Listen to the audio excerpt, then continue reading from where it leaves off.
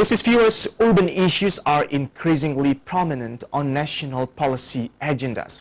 Cities and metropolitan areas are major contributors to national economies and for sure play a key role as noticed in global markets. Moreover, at a time of deepening globalization and increasing international competition for investment, metropolitan regions have become the targets of a wide range of public interventions.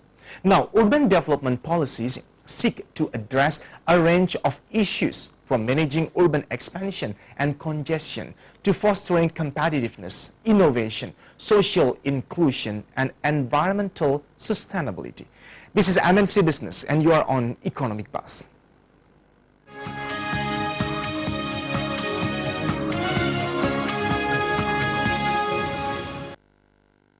Urban development issues should be understood not only in recognizable everyday problems such as traffic congestion, slums and crime, but also needs to be viewed within the broader context.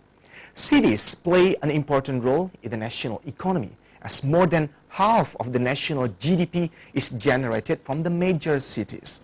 There are some issues of urban development in which the central as well as local government as well as other stakeholders have to address. We have the report for you. Urban areas in Indonesia had a typical problem such as urbanization, environmental and social. Various urban problems were arising from the spatial planning of cities that were not clear and also inconsistency of policymakers in implementing development plans. Generally, the executive and legislative are still thinking conventionally and have no development concept which are firm and clear. It is also observed that many regional heads did not familiar with the concept of urban development which was sustainable or a development that was environmentally insightful. There are two major things to respond to city development problems, planning and constructing. However, the problems could also come from local government's own policy which did deviation on city spatial planning. Local regulations that were published on city spatial planning sometimes could just be a formality concept because local governments sometimes are not consistent in implementing development plans. Besides, there were also ineffectiveness and incoordination among agencies and institutions.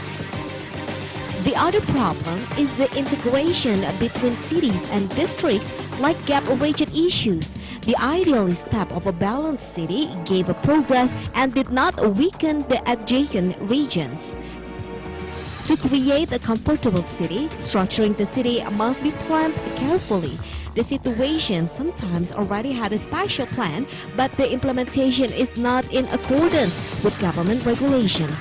Therefore, there could be violations that have been done and being ignored. For example, mall construction which is not in accordance with the spatial plan in district or city. Apparently, when people opposed against the construction, but it kept running without any sanction. The other main issue is government lack of ability to anticipate the problems in the future. The Indonesian government is still considered incapable of carrying out a good planning. Sometimes regulation is less able to overcome the problems in the future that its development runs so fast. So violation on spatial plan cannot be avoided. What should be prepared in creating a good ideal spatial plan related to urban development issue? MNC Business Report for Economic Buzz, MNC Business Channel. And to have a deeper view about understanding urban development challenges with New Cities Foundation, or NCF, we have Mathieu Lefevre, Executive Director at New Cities Foundation. Mathieu, bonjour. Bonjour. Merci beaucoup for your time. Thank you very much. Merci beaucoup. Really appreciate for your time. And this is the first time we have NCF, stands for New Cities Foundation. We should talk about this in more detail later on. In the meantime, they can also visit your homepage. Which homepage should I visit if I would like to know more about NCF? newcitiesfoundation.org. Okay, as simple as it sounds, .org. Well, Mathieu, I would like to ask you first your general perspective by the time we talk about the dream of the urban population in terms of having, living, and creating a comfortable city. How would you define actually the word comfortable city? That's a very interesting question. I think I think the aspirations of people who live in cities are very important, and they're very common. What's very interesting is that people in small cities and in big cities across the world, in rich cities and in poor cities, they really focus on the same kinds of issues. They want fairly basic things. Housing is always one. Security is very important. Mobility and traffic is a big issue here in your hometown in Jakarta, but also everywhere. So it's very interesting to think that people, when they think about their life in cities, and as you know and we'll discuss, more and more people are living in cities, they aspire to the same things. How livable actually on the global scale, by the time we talk about the urban development, major cities around the world, how livable it can provide the convenience and also the comfort zone for the urban population around the world nowadays. What dramatic changes happening now? Well, we're living in a very exciting time. That's why I'm very happy to be here in Jakarta to have this conversation on the future of cities, because we think very deeply at the New Cities Foundation that thinking about cities and creating better cities is really the challenge of our time. We think that we live in a century of cities. By the middle of this century, the urban population of the world will have grown by about 2 billion people. It's growing at a rate of about 2 people per second. So by the time I finish my sentence, there will be 10 or 12 new urban people. Another increase and growth. Yeah, exactly, exactly. So this is the challenge of our times. Cities are where the action is happening. And I think we are not driving this train. This train is unstoppable, the train of urbanization in this century. And if you look around in cities in Asia, and particularly here in Indonesia, it's evident. But there are 2 directions this train can go in. A very happy direction to create green, livable, equitable, happy cities, or a much less happy direction of traffic congestion and inequality and smog, etc. When you use the word unstoppable, can we expect somehow to make this kind of flow of the urban population becoming controllable? How controllable can it be by the time we talk about the flowing, the growing, the increasing number of the urban population coming in and keep flowing in the major cities?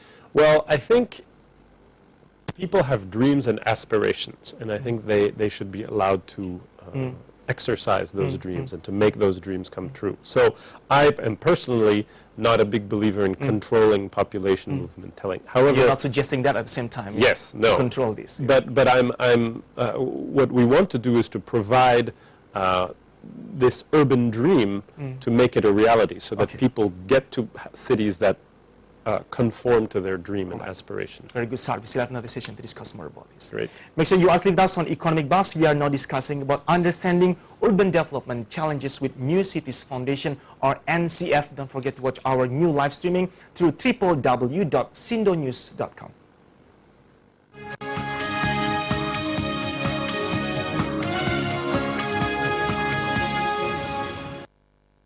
Stay tuned for more business insights on MNC Business. Hai, saatnya ketemu langsung dengan bintang-bintang favoritmu dalam konser yang penuh warna. Afgan, Tulus, Kahitna, Indahnya Pertari, Angel Peters, Karina Salim. 13 Maret jam 7 malam di Balai Sarbini. Ayo, buruan beli tiketnya. MNC Channels presents Lively Concert. Move like the great you people. You're watching Ravenous International on the weekend. It's all about economic updates from around the world. Government suggested for smelter development to be done collectively for the development to be more effective. Ternyata kalau kita lihat floating itu, Newmont akan susah membangun sendiri. Do you think it is wise to make such policy? Yeah, so I'm quite impressed by the gentleman. So actually just Revenues International, only on MNC Business.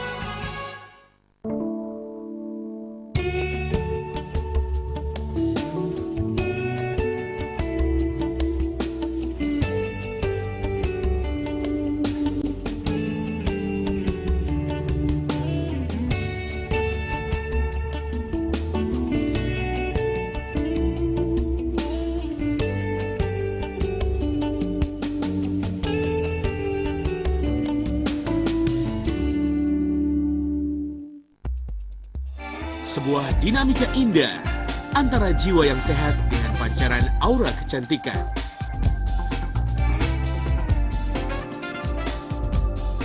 Menampilkan sebuah kesempurnaan harmoni.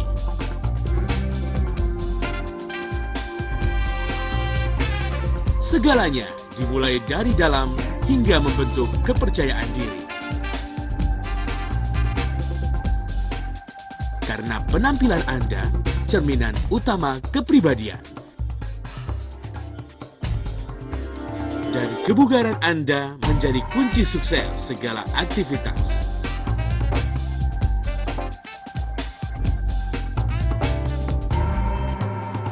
Inilah rahasia tentang semua nilai estetika manusia.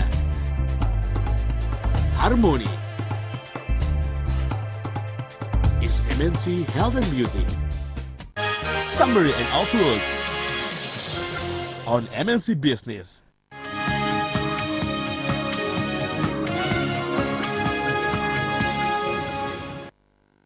On Business and Economic Update News first for you. Business viewers, Ministry of Transportation asserted some connectivity aspects could be improved by the development of railway outside Java, as in the government's 5 years program on infrastructure.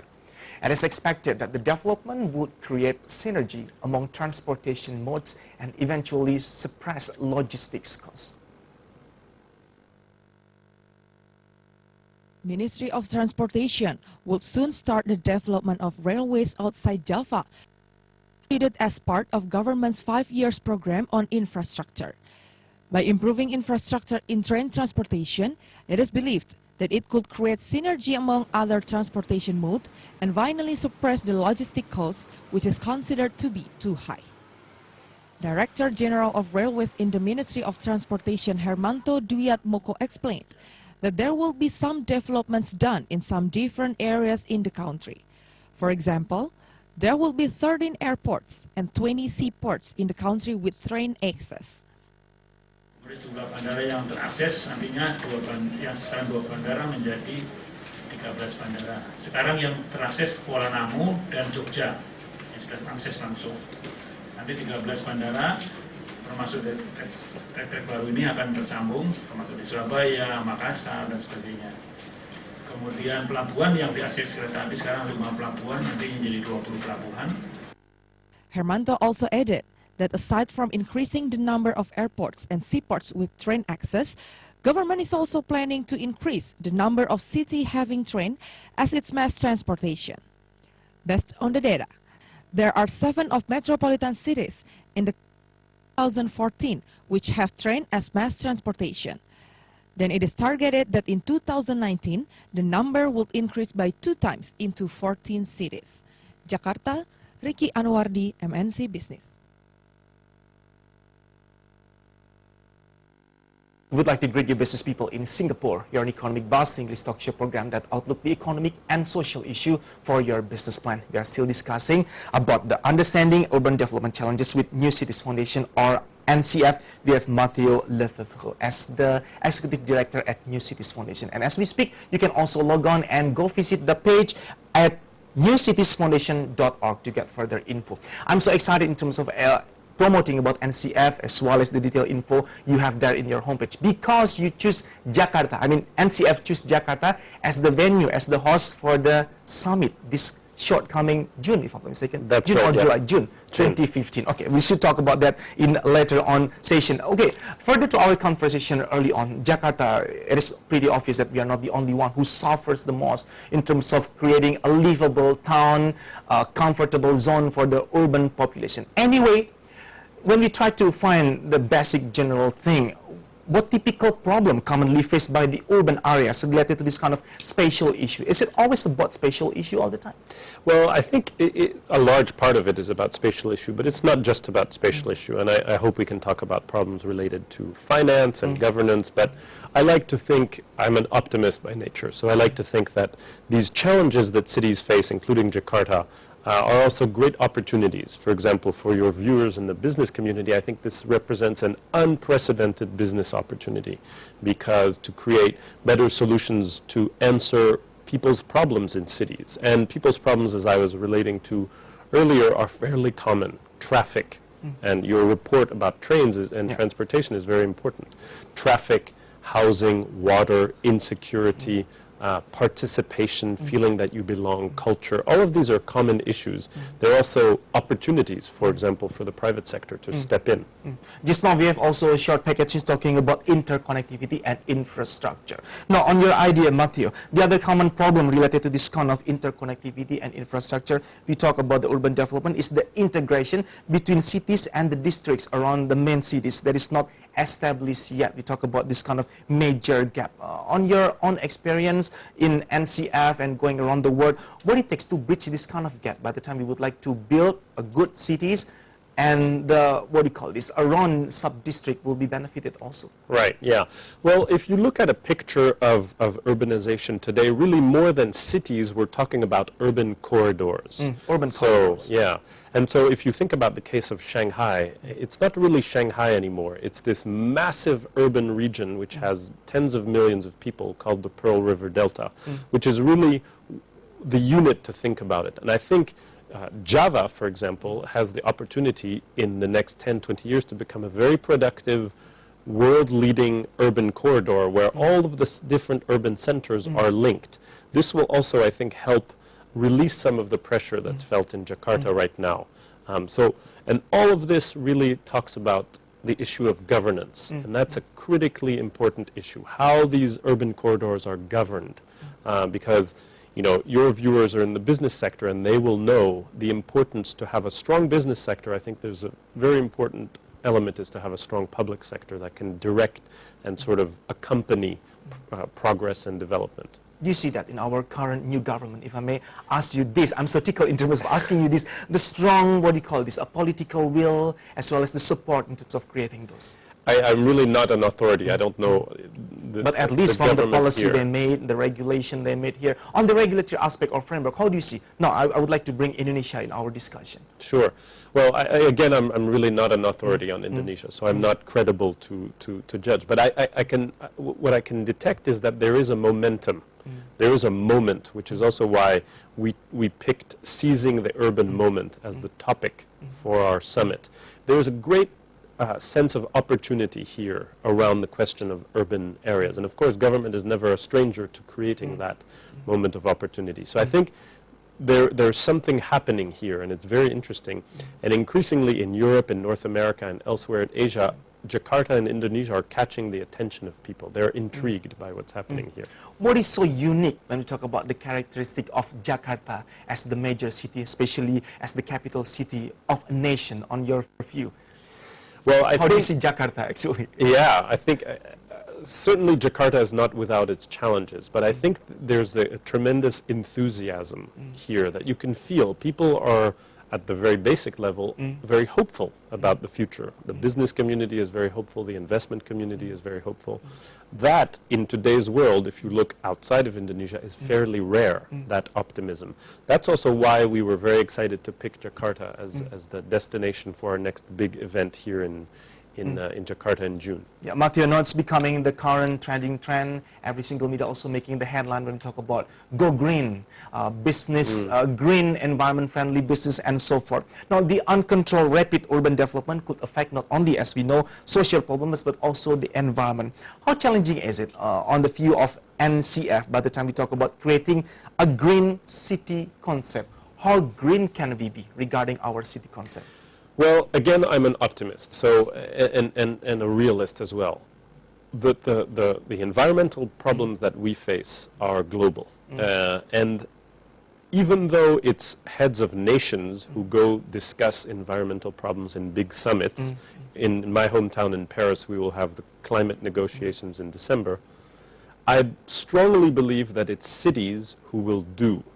They will not talk, they will do. It's in cities that you can actually create these green cities. Most CO2 emissions, greenhouse gas emissions come from cities indirectly. So it's in cities that we will have to solve the problem. So creating green cities is not really a luxury or a fantasy, it's an obligation. We have to. So we must make it as a mandatory step taken by Absolutely. every one of us here as the part of the nation. Well, we are going to talk in more detail about what is actually the summit and why is it so important, especially given the context of Indonesia. After this one, Mathieu. Back on Economic Buzz, this program can also be viewed through StarHub Asia Channel 121 and MNC International. Both channels can be viewed in Singapore. With me, Erwin Suryabrata. This left Mathieu Lefevre, Executive Director at New Cities Foundation, or NCF. Go log on to the homepage at newcitiesfoundation.org, and we are going to talk more about this. If I may rephrase my question, Mathieu, perhaps some of them just joined our talk show this evening. Specific challenges faced by Indonesia as a nation. Geographically speaking, it won't be very easy in terms of creating this kind of interconnectivity. And at the same time, we talk that the main support factor is to have this kind of strong interconnectivity, so everyone not going to go overflowing onto one spot in the nation, in the country. Yeah, absolutely. I think one of the specific challenges and also opportunities that Indonesia faces in its urban development is its geography, of course, which is so unique for a country with, I think, 17,000 islands and cities that are far removed. I think air traffic and air hubs are going to develop a lot. Your report earlier talked about 30 new airports being built, etc. But also all the infrastructure investments that will be made in the future to really empower Indonesian cities to grow. Financing and urban financing is something that we look at the New Cities Foundation. We've just launched an initiative called Urban Finance Initiative, which looks at this challenge which is faced by all cities, which is how are we going to pay for all the infrastructure investments that we need? What financial mechanisms will we use? Where will we get the funds? How will risks be measured, etc.? And I think this really applies to Indonesian cities very well. How costly can it be by the time we talk about realizing the ideal city concept? It must cost us a lot of fortune by the time we talk about the financing scheme and mechanism as well. Sure. I think put together this investment in the world cities will amount to the largest infrastructure investment in our history, in mankind's history. But it's an investment, it's not a cost. It's an investment in making our cities cleaner, more livable, more... So it should be for the longer term purpose. Exactly, yes, because otherwise you have cities that are congested, that have slums, etc. So these investments empowered by technology, which is also something that's new on the scene, this smart city concept. These investments are really for our future.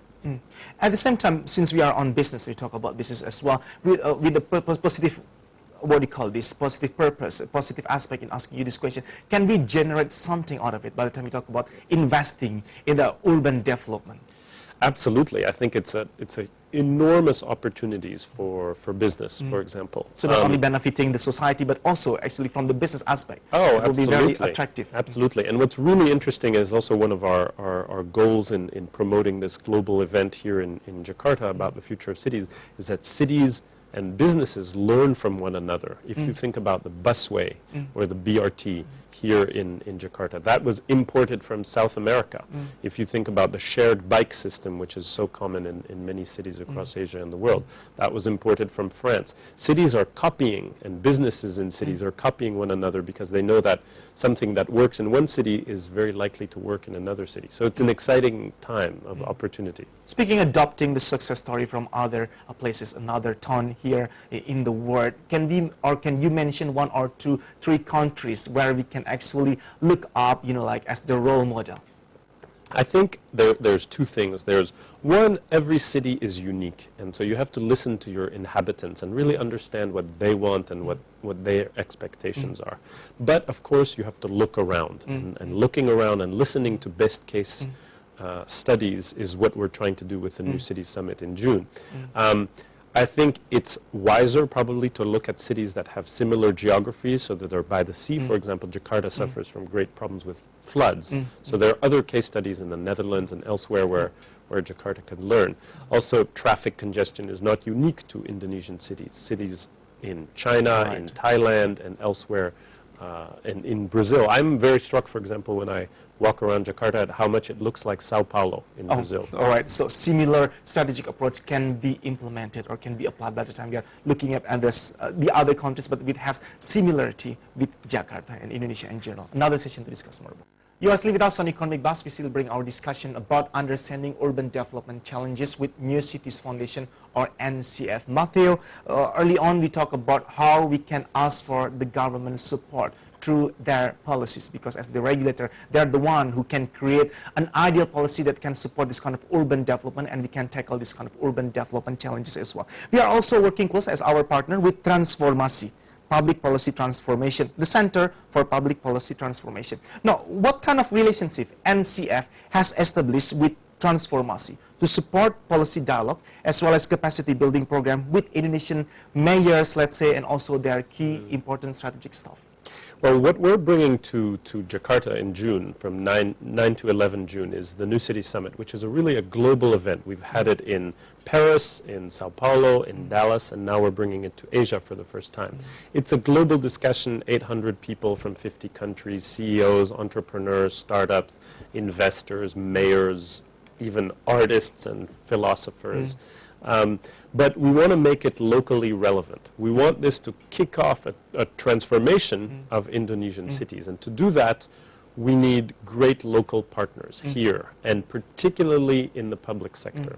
And so Transformasi, we're very excited about working with them, because they are really working with local government officials, with mayors, on this transformation of Indonesia. And so the partnership seemed very natural to us. We bring a global discussion and best practices, and they will hopefully help implement it here to improve Indonesian cities, which is one of our goals. So you see Transformasi as the best effective channel in terms of bridging you, the summit, as well as the Indonesian government. Yes, absolutely. Yeah. I see. Specific more about this summit, all the way come to Asia and to Jakarta, to Indonesia. Why Jakarta? It's a privilege for us, of course, but then this is also raised us a question, why would you choose Jakarta in the first place, in the first time in Asia, if I'm not mistaken? Yes, absolutely. Well, the event takes place in a different continent every year, and it moves around to learn about the case studies of a particular region in a particular city. And we were approached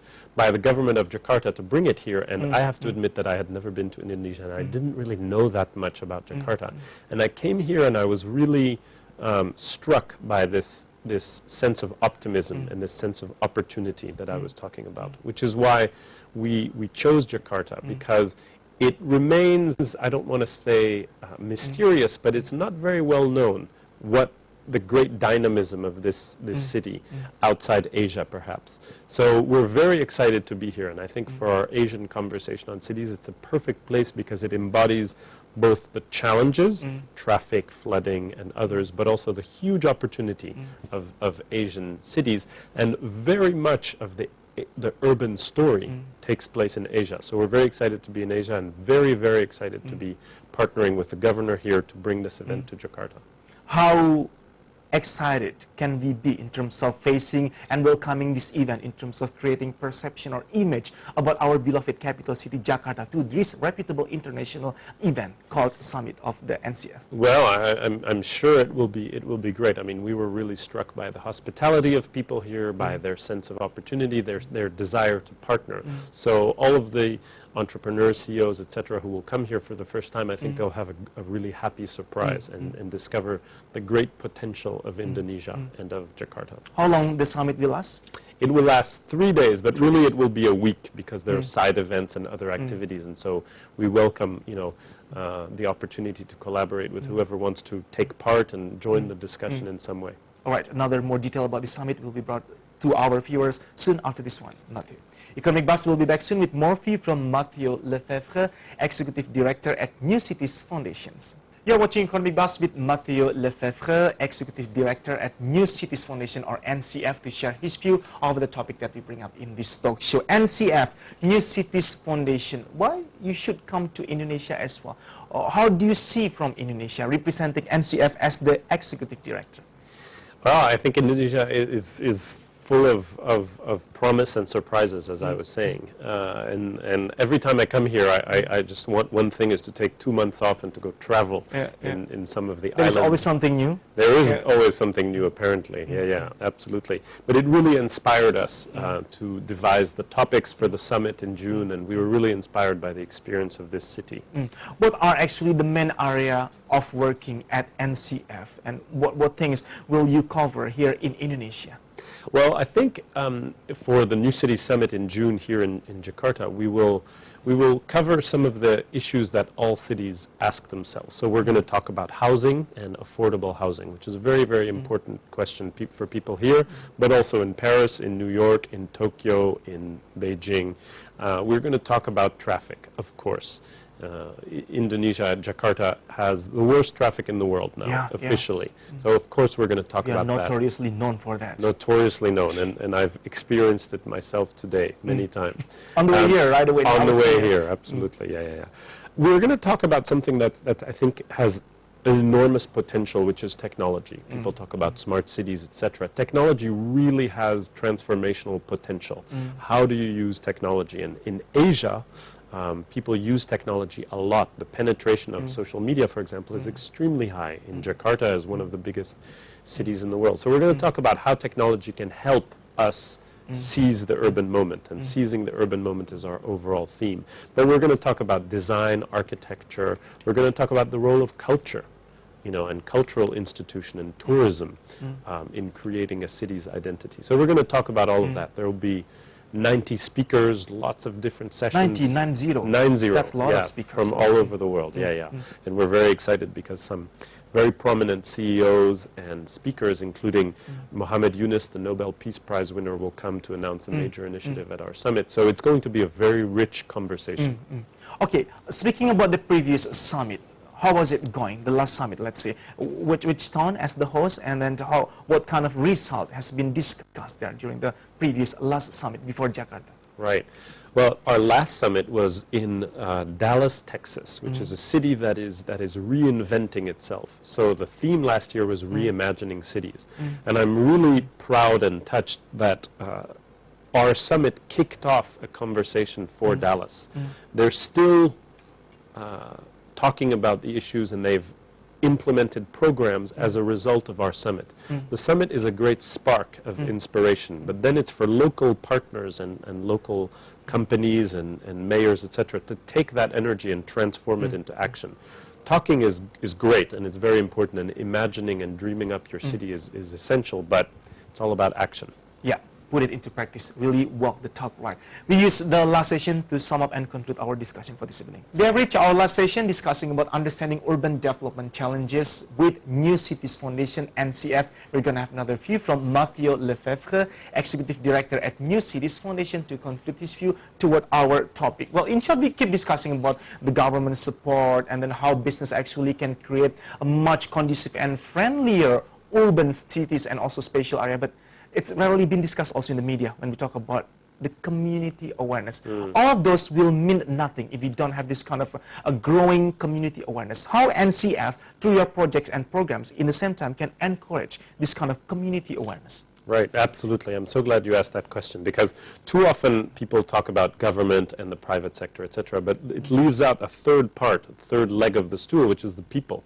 And I think the nature of organization and power has changed a lot. People have a lot more power than they used to, for example, because they have a tool in their pocket, many of them, called a smartphone, or even a not smartphone, where they can express their views.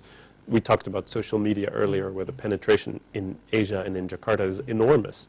And so there's a real need and an opportunity for people to create a movement for this green city that we've been talking about. And that can be very powerful. What are the key messages would like to be brought up to our society through the summit for this 2015, the coming June in Jakarta? Well, I think the main message that we will bring is to focus on cities. If you want to drive progress and drive change on the economy, on job creation, on environmental issues, on social issues, focus on cities. Cities are where change happens. That's the main message. And then we want to bring everybody in, the companies, the public sector, the people, non-profits, etc., into the mix, so that together we can have that conversation to make cities better. All right, Mathieu, I mustn't hold you for any longer. Mathieu Lefevre, you are the Executive Director at New Cities Foundation. Merci beaucoup. Again, thank you so much. Thank you. Welcome back to Jakarta. We are expecting you to back again to Jakarta. With we want to great come pleasure. to Indonesia. And again, merci beaucoup. Au revoir. Thank you. Au revoir. Merci.